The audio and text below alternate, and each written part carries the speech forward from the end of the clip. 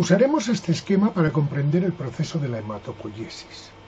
La hematopoiesis es el proceso de producción de las células que circulan en el torrente sanguíneo. Si recordamos, los elementos celulares de la sangre son las plaquetas, que son pequeñas porciones de citoplasma envueltos por membrana y sin núcleo, los eritrocitos o glóbulos rojos, los leucocitos o glóbulos blancos, de los que podemos distinguir dos grupos, los granulocitos, aquellos que tienen gránulos en su citoplasma y que son los eosinófilos, los basófilos y los neutrófilos, y por otra parte los agranulocitos, que son aquellos que no tienen granos en su citoplasma y que son los monocitos y los linfocitos. Todos estos tipos celulares proceden de un único tipo de célula progenitora que se conoce como célula madre pluripotencial. De las células madre pluripotenciales proceden dos tipos de células hijas que se pueden considerar células madre multipotenciales, de las que hay dos que definen diferentes grupos de linajes celulares. Así, las células madre linfoides son las responsables de los linfocitos, mientras que las células madre mieloides producen el resto de tipos celulares de la sangre. Las células madre multipotenciales, a su vez, producen células madre unipotenciales, las cuales son cada una responsables de un único linaje celular. A estas células madre unipotenciales también se las denomina UFC, unidades formadoras de colonias. Así podemos ver el linaje completo de los megacariocitos, que son las células responsables de la formación de plaquetas. El linaje de los eritrocitos, que comprende muchos estadios celulares, hasta el eritroblasto ortocromático, que pierde el núcleo convirtiéndose en una célula anucleada conocida como reticulocito, que es el inmediato precursor del eritrocito.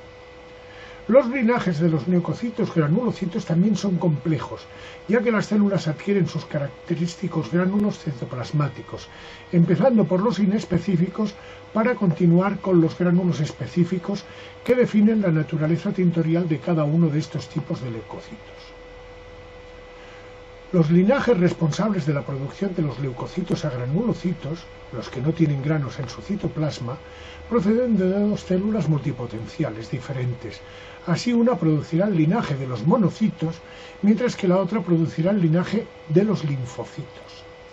Casi todos estos procesos se producen en la médula ósea, que es el órgano hematopoyético por excelencia, aunque algunas de estas células no acaban su proceso de diferenciación antes de incorporarse al torrente sanguíneo, y lo acaban cuando abandonan los vasos sanguíneos para incorporarse a los tejidos, fundamentalmente tejido conjuntivo.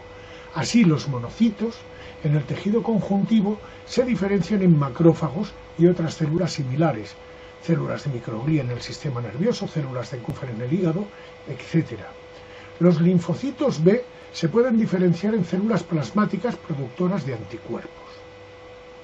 Hay un linaje celular producido en la médula ósea que concluye su diferenciación en otro órgano.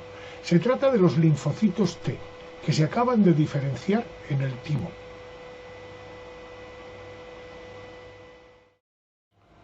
Durante la vida adulta, el órgano hematopoyético es la médula ósea, que como su nombre indica está ligada a los huesos, concretamente a huesos largos, como el húmero, tibia, etc., a costillas o huesos planos como los del cráneo.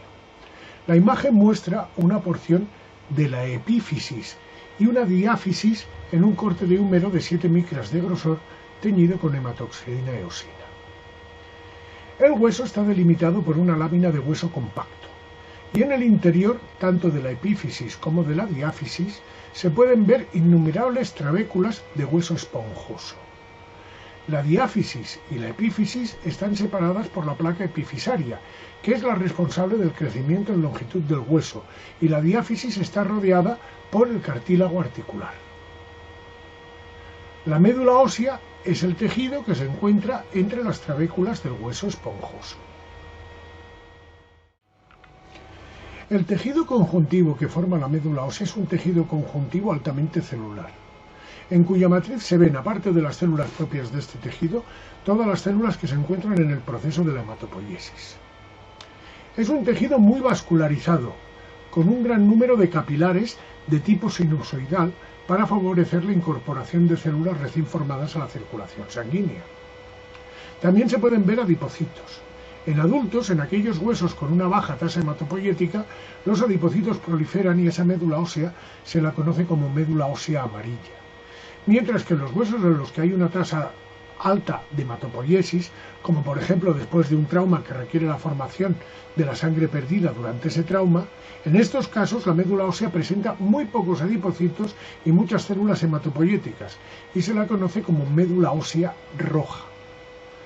En la imagen se puede ver un grupo de células del linaje eritrocitario que se conoce como nido eritroblástico y también se ven algunos megacariocitos, grandes células multinucleadas responsables de la formación de las plaquetas. Esta imagen muestra las células de la médula ósea en una preparación teñida con hematoxilina eosina. En el centro se distingue una estructura que se conoce como nido eritroblástico, que está compuesto por un macrófago central rodeado de numerosos eritroblastos, los cuales cuando pierden el núcleo se convierten en reticulocitos que se incorporarán a la circulación sanguínea a través de los sinusoides, tal y como se ve en la imagen, mientras que los núcleos desechados son reciclados por los macrófagos. Como es lógico pensar de un órgano dedicado a la formación de nuevas células, es muy sencillo y muy fácil de ver células en proceso de división en este tejido. Esta otra imagen de médula ósea de húmero cortado a 7 micras de grosor y teñido con hematoxilina eosina muestra numerosas células en formación. La mayoría pertenecen al linaje eritrocitario, células pequeñas con núcleos muy densos intensamente teñidos, y se encuentran dispersos entre el tejido. Aunque también podemos encontrar eritroblastos formando nidos eritroblásticos. Hemos remarcado 2 de estos nidos. También se pueden localizar células de los linajes leucocitarios. En este esquema hemos dibujado algunas de color marrón.